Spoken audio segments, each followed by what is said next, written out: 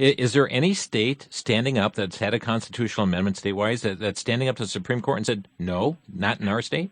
Not yet, but you know what? Wisconsin was a great state that stood up back in the Dred Scott days. Mm-hmm. And the Supreme Court of Wisconsin, when the Supreme Court of the United States handed down the Dred Scott decision, they said, no, I'm sorry, that's not the way it is. That's not the law. We're not going to abide by it. And you know what? They ended up being right.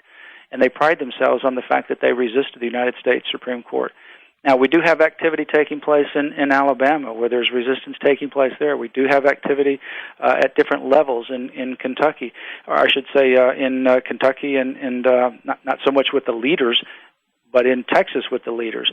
We don't have, and this is what we need to encourage. We need to pray about it. We need to encourage our governors and our attorneys general to stand up and resist, to say, well, we acknowledge that you have 5 people that issued their opinion, but unless it's based on the Constitution, we're not going to abide by it because we have an independent duty to also interpret the same Constitution that they do, and there's nothing in there about having a constitutional right to same-sex marriage. So in our state, I think what they ought to do is still say marriage is between a man and woman. We're not going to recognize anything else. And you know what? If some cities can create sanctuary cities for illegal aliens, why can't a city or a state create a sanctuary city or a state to protect the preborn?